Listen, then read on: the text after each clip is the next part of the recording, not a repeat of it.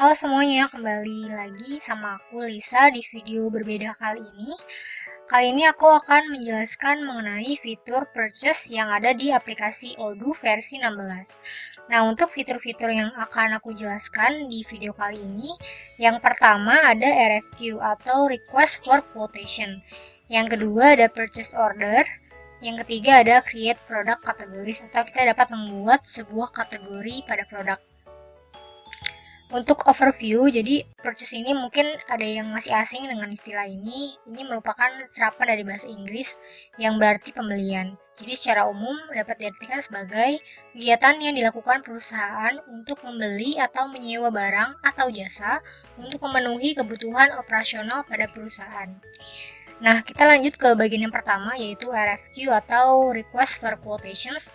Ia adalah sebuah surat penawaran yang diberikan kepada vendor atau supplier. Jadi bagian purchasing di dalam perusahaan itu mereka melakukan penawaran dan konfirmasi kepada vendor dan juga supplier terkait ketersediaan supplier maupun vendor untuk menyediakan stok barang yang diminta gitu. Jadi untuk langkah-langkahnya nanti akan aku demonstrasikan setelah ini. Untuk purchase order ini adalah mungkin banyak yang udah sering denger ya PO. PO itu apa? Jadi kalau misalnya PO ini secara definisi adalah sebuah dokumen yang dibuat oleh seorang pembeli untuk menunjukkan barang yang ingin mereka beli dari pihak penjual. Ataupun kalau kita di sini purchase-nya itu kepada vendor maupun supplier yang telah kita tunjuk gitu ya. Jadi PO ini digunakan sebagai kontrak yang membentuk kesepakatan antara penjual dan juga pembeli mengenai barang yang ingin dibeli gitu. Nah, untuk langkah-langkahnya akan aku demonstrasikan secara langsung di aplikasi Odoo-nya. Pertama, kita masuk ke dalam Odoo-nya ya. Jadi kita ke halaman awal terlebih dahulu.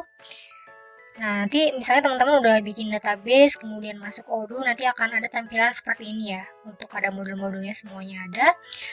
Pastikan teman-teman sudah menginstal untuk modul purchase atau modul pembelian ya yang di sini. Dan juga inventory juga harus sudah diinstal. Jadi yang pertama kita lakukan untuk membuat RFQ ini ada di sini. Kita ke home menu, kemudian kita pilih yang purchase. Oke, di sini kita lihat yang purchase, kemudian kita pilih yang new ya. Jadi kita akan membuat request for quotation kepada vendor dan supplier. Kita klik new di sini. Nah, di sini udah ya kita masuk ke dalam formulir untuk mengirim quotations, permintaan untuk quotation yang kita inginkan. Vendornya, karena aku sudah menggunakan master data di awal, jadi aku akan menggunakan vendor yang sudah tersedia gitu. Nah, aku akan pilih yang Azure Interior ini.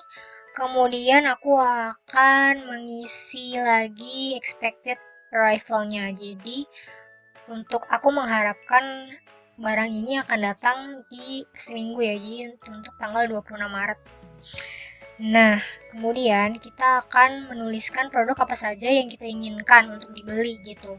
Kita add produk, misalnya kita mau beli dari dia itu storage box. Di sini aku klik aja storage box, nah di sini deskripsinya juga langsung ada. Nah, untuk teksnya aku akan pilih yang 11%. Kemudian aku akan menambahkan satu produk lagi, yaitu yang large cabinet ini. Nah, teksnya juga sama, 11% juga. Nah, udah ya di sini bakal ada jumlah barang yang kita inginkan untuk dibeli kepada vendor dan juga supplier ya. Untuk order information di sini isinya adalah kita nih sebagai buyer, informasi buyer. Dan untuk payment terms-nya adalah akhir bulan gitu. Kita balik ke produk, kemudian setelah sudah nih seperti ini, kita akan save dulu ya. Save dulu di sini, save manually. Nah, setelah di save, kita akan send by email kepada vendor dan suppliernya untuk meminta quotation dari mereka. Kita akan mengirimkan dokumen RFQ ini kepada mereka. Jadi mereka akan melakukan konfirmasi dulu apakah stoknya ada sesuai dengan yang kita minta. Nanti dari mereka akan menyediakan quotations berupa list harga barang dan juga barangnya gitu yang tersedia. Nah, di sini udah masuk ke dalam emailnya ya, tampilan untuk mengirim emailnya. Di sini aku langsung saja, teman-teman bisa custom ya. Di sini ada body emailnya dan juga subjeknya. Di sini aku langsung klik send di sini untuk mengirimkan emailnya berupa RFQ kepada vendor dan juga supplier. Jadi kita tunggu aja. Nah, udah nih. Setelah udah kita kirim, di bawah ini bakal ada notifikasi bahwa email kita sudah berhasil dikirim kepada mereka gitu, kepada pihak penjual. Dan di sini juga statusnya sudah berganti menjadi RFQ send gitu. Jadi kalau misalnya untuk pembuatan RFQ sudah berhenti sampai di sini. Nah, setelah misalnya dari mereka dari pihak vendor dan juga suppliernya sudah mengkonfirmasi dan mengirimkan kepada kita quotations yang sudah sesuai gitu dengan yang kita minta, kita bisa klik di sini confirm order untuk mengubah status quotation menjadi purchase order. Nah, di sini udah terlihat ya, setelah kita klik confirm tadi, statusnya berubah menjadi purchase order. Nah, di sini juga udah ada ya, satu resipnya udah masuk ke kita. Nah, kemudian untuk request for quotation atau RFQ dan juga purchase ordernya juga udah berhenti sampai di sini tutorialnya. Kemudian kita akan berlanjut ke tutorial yang selanjutnya, yaitu create product categories. Nah, caranya ini cukup mudah. Teman-teman tinggal pilih di toolbar atas ini ada configurations, kemudian pilih yang product categories ya. Tadi aku salah milih. Nah, ini product categories. Kemudian teman-teman bisa klik new di sini. Nah, ini di sini terus kita misalnya mau bikin kategorinya home electricity gitu ya, keperluan kelistrikan rumah.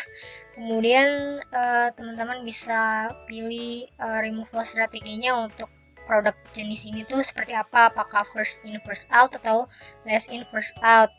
Nah, untuk kali ini aku akan pilih yang first in first out. Kemudian inventory valuation-nya aku pilih yang automated. Jadi kita untuk semuanya kita otomasi aja, tidak melakukannya secara manual. Costing metodenya juga standar aja. Kemudian setelah selesai nih kita bikin produk kategorisnya, kita klik ini ya, ketik save manually ini. Nah, kalau udah seperti ini berarti produk kategoris kita sudah tersimpan secara berhasil gitu, maksudnya berhasil dibuat. Nah, gitu. Kemudian untuk mencoba memasukkan kategori ini, kita coba untuk membuat produk ya. Nah, di sini kita pilih yang produk, kemudian pilih produk lagi, kita klik new di sini. Kemudian kita tulis nama produknya apa. Misalnya ada lampu bohlam ABC gitu, merek ABC. Kemudian nah untuk produk kategorinya kita pilih yang tadi ya.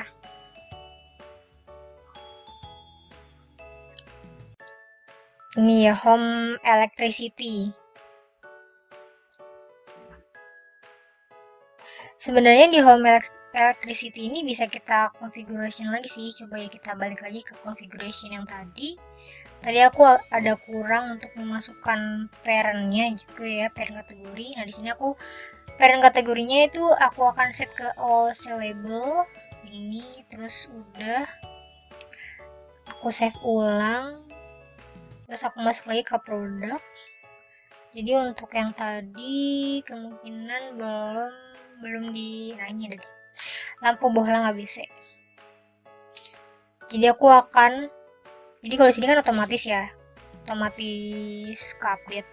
Jadi tadi aku akan milih yang all sellable home electricity ini.